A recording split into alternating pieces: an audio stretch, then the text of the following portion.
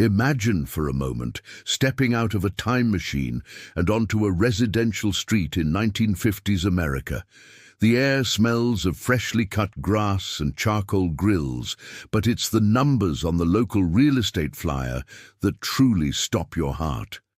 This wasn't just a period of low prices, it was the dawn of the great prosperity. To understand the 1950s, we have to look past the nostalgia and into the cold, hard purchasing power of the era. Inflation hadn't yet eroded the mighty nickel. You could walk into a corner drugstore with a handful of loose change and walk out with a glass-bottled Coca-Cola, a candy bar and a newspaper with coins still jingling in your pocket. This was an era where the economy felt localized and tangible.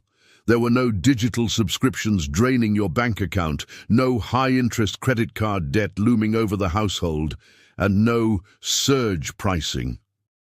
As we begin our journey at Royal History, we are looking at a world that was fundamentally more affordable, yet arguably more demanding in its simplicity. It was a time when value wasn't just a marketing buzzword, it was the bedrock of society. But how did this mid-century magic actually function on a day-to-day basis? To find out, we have to look at the machines that moved the people and the service that fueled their lives.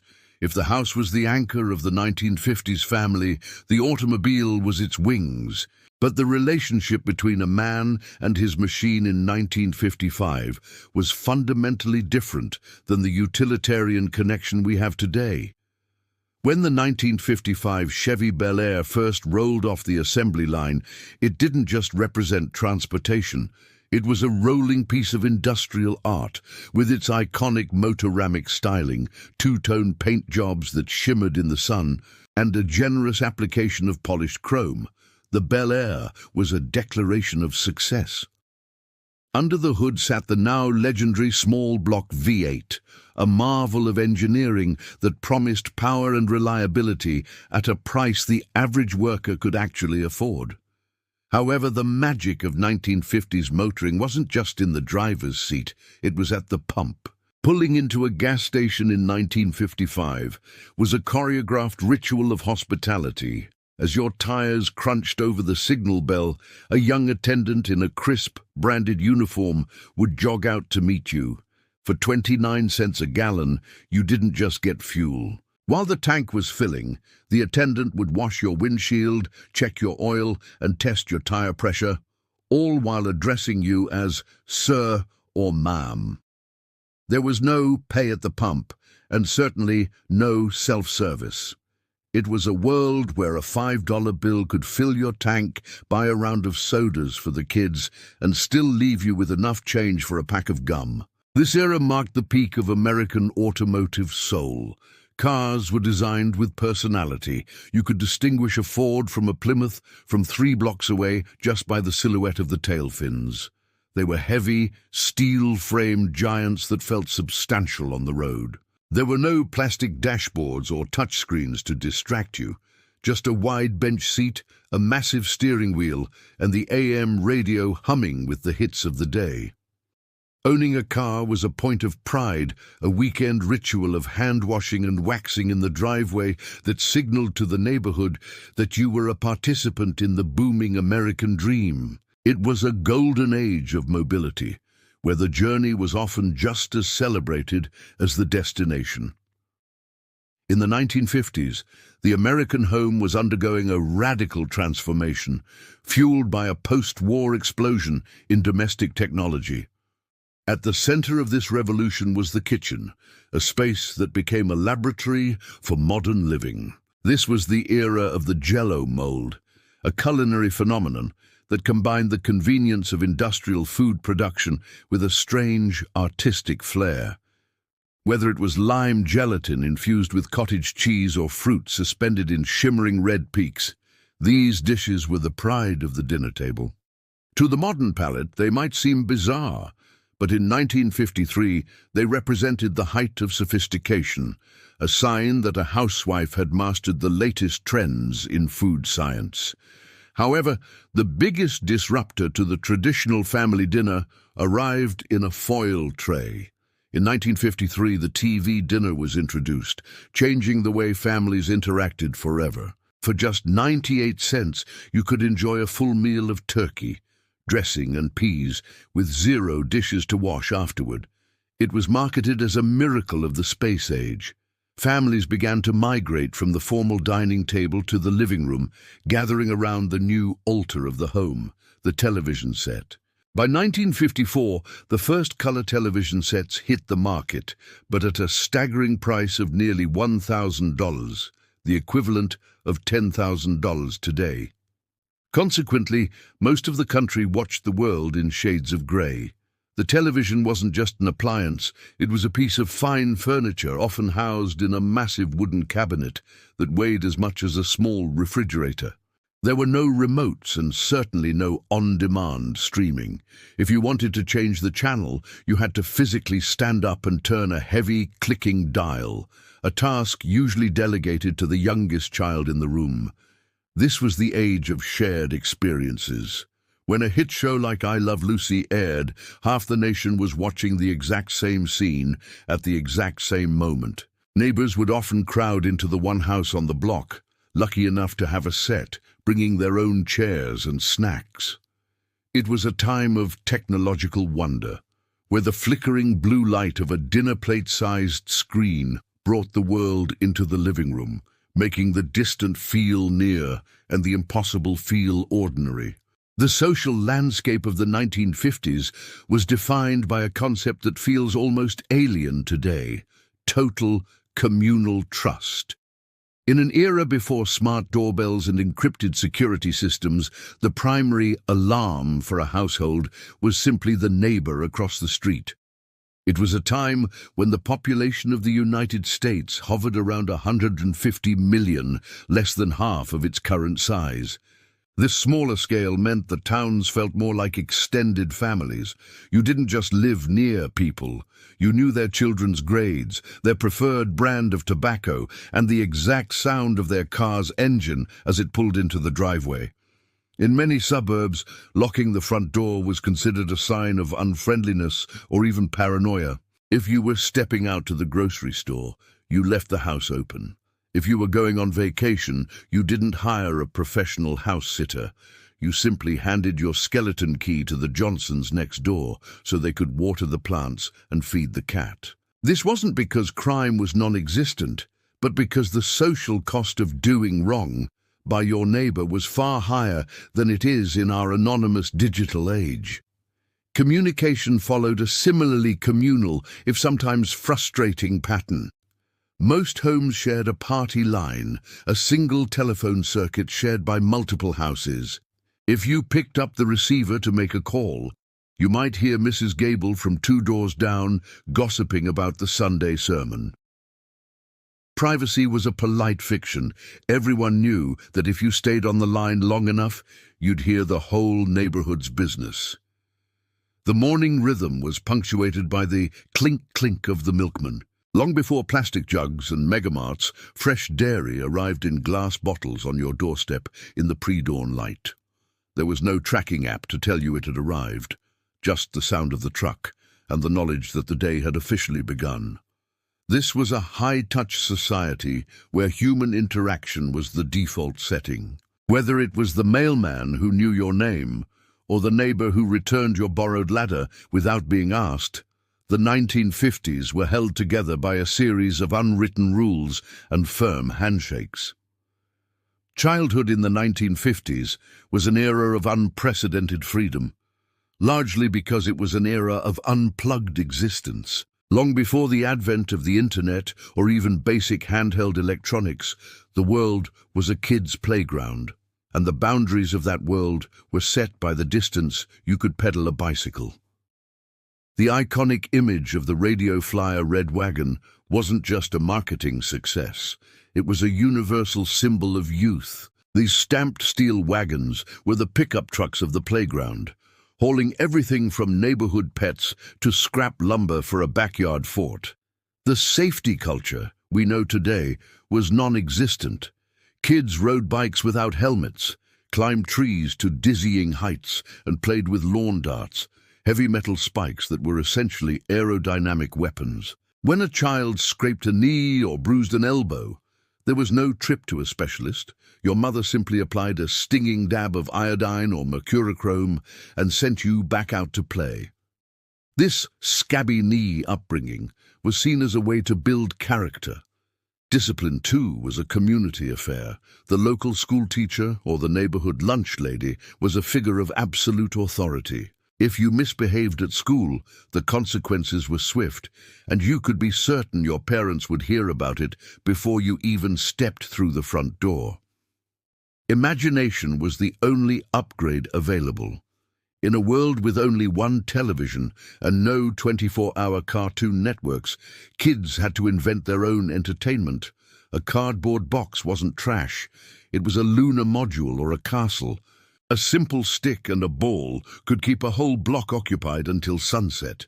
There was a collective understanding that when the streetlights flickered on, the day was over.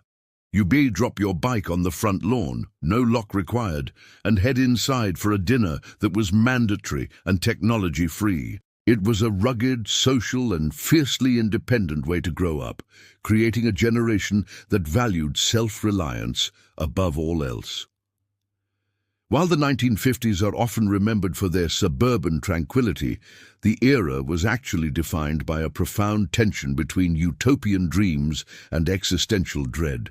This was the dawn of the atomic age, a time when the world believed that nuclear power would soon make electricity too cheap to meter. In 1951, a small facility in Idaho, the EBRI, became the first power plant to generate electricity from atomic energy. It only lit 4 light bulbs, but to the public it was the spark of a future where cars might run on uranium. And the kitchen of the future would be powered by a miniature reactor. However, the same science that promised a golden future also delivered a terrifying new reality. In 1957, the sound of a rhythmic beep, beep, beep echoing from the heavens changed everything. The Soviet Union had launched Sputnik 1, the first artificial satellite, into orbit.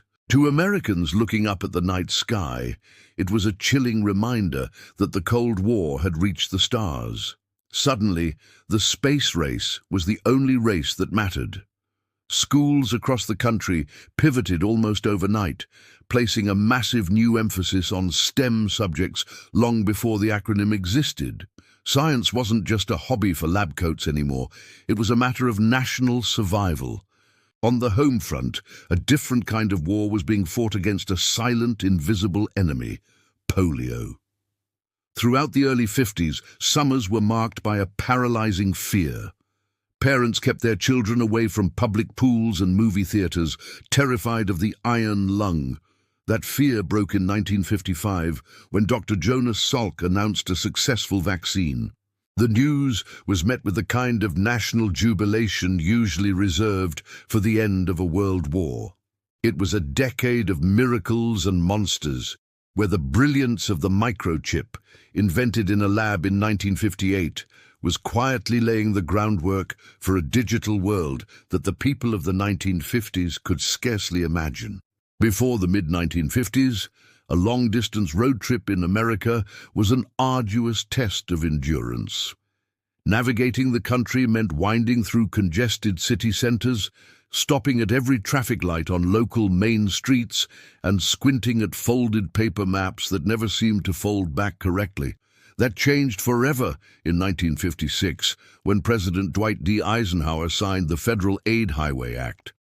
Inspired by the German Autobahn he had seen during World War II, Eisenhower envisioned a sprawling network of high-speed ribbons of asphalt that would bypass small towns entirely. This was the birth of the Interstate Highway System, the largest public works project in human history. The interstate didn't just move cars faster, it fundamentally reshaped the American landscape and economy. As travelers bypassed the old local diners and mom-and-pop motels, a new kind of business emerged, the national franchise. In 1955, Ray Kroc opened his first McDonald's in Des Plaines, Illinois. The menu was minimalist: 9 items featuring a 15-cent hamburger. But the speedy service system was revolutionary. Suddenly, you could get a meal in seconds without ever leaving your car. That same year, the first Waffle House opened its doors in Georgia, offering 24/7 refuge for truckers and travelers. These shiny, neon-lit hubs provided a sense of predictable comfort that the old world lacked. Yet, this progress came with a price. The Great American Road Trip, once an unpredictable adventure in a wood-paneled station wagon with the windows rolled down, became a sterilized experience. You no longer had to stop and ask for directions at a local general store or risk a meal at a mysterious roadside cafe. The world became more connected, but the unique flavor of individual towns began to fade into a sea of identical exits and standardized billboards. The interstate brought the country together, but it also signaled the beginning of the end for the slow-paced, local-centric life of the early 50s. By the late 1950s, a fault line was beginning to form in the American household. For the first time in history, the teenager emerged as a distinct social class with its own money, its own fashion, and most importantly, its own music. This was the era of the jukebox, a glowing mechanical marvel of glass and chrome that sat in the corner of every diner and soda fountain. For the price of a dime, you didn't just get a song, you got a declaration of independence. When the needle hit the vinyl and the heavy backbeat of Chuck Berry or Little Richard roared through the speakers, it felt like the old world was being swept away by a tidal wave of rhythm. The lightning rod for this cultural shift was, of course, Elvis Presley. When he released That's All Right in 1954, he didn't just launch a career, he ignited a firestorm. To parents, his gyrating hips and scandalous stage presence were a threat to the moral fabric of the nation. To the youth, he was electric, a symbol of a world that was louder, faster, and more exciting than the one their parents had built. While the greatest generation sought stability after the chaos of the war, their children sought self-expression. But the revolution wasn't just happening on the radio, it was happening on the silver screen. Marilyn Monroe became the defining icon of the decade, but her story was far more complex than the blonde bombshell persona suggested. In 1955, in an unprecedented move for a female star, she founded her own production company to gain creative control over her work. She was a woman navigating a male-dominated industry with a sharp, ambitious mind, challenging the rigid gender roles of the era. Between the rebellious energy of rock and roll and the changing face of Hollywood, the 1950s was not a static museum piece. It was a decade in motion, vibrating with the tension of a society that was rapidly outgrowing its own rules. As we look back at the 1950s, it's easy to get lost in the low prices and the polished chrome, but the true essence of the era was its cadence. Life simply moved at a slower, more deliberate pace. There was a definitive beginning and end to the day. When the television stations signed off at midnight with the national anthem, the screen faded to a snowy static. That was the world's way of telling you the day was over. There were no 24-hour news cycles or social media feeds to keep the mind racing in the dark. You went to sleep because the world had gone to sleep. This was a decade that valued permanence over convenience. People didn't live in a throwaway culture. They lived in a world of repair. If a toaster broke, you opened it up with a screwdriver. If your shoes wore thin, you visited the local cobbler for new soles. There was an inherent pride in keeping things running, a philosophy that extended to relationships and community. Sunday morning wasn't just a break from work. It was the anchor of the week. Whether it was the sound of gospel on the radio, the smell of a slow-roasting chicken in the oven, or the quiet rustle of the thick Sunday newspaper, it was a time for reflection and family. We often ask ourselves if life was truly better then. While we certainly wouldn't want to trade our modern medicine, civil liberties, or the vast knowledge at our fingertips, There is a haunting beauty in the simplicity of the mid-century. It was a world where you were known by your neighbors, where trust was a given rather than an exception, and where the future was something people looked toward with genuine, wide-eyed wonder. The 1950s were far from perfect, but they offered a sense of belonging and stability that feels increasingly rare in our fast-paced digital age. At Royal History, we believe that by understanding these lost chapters of our past, we can better navigate the complexities of our future.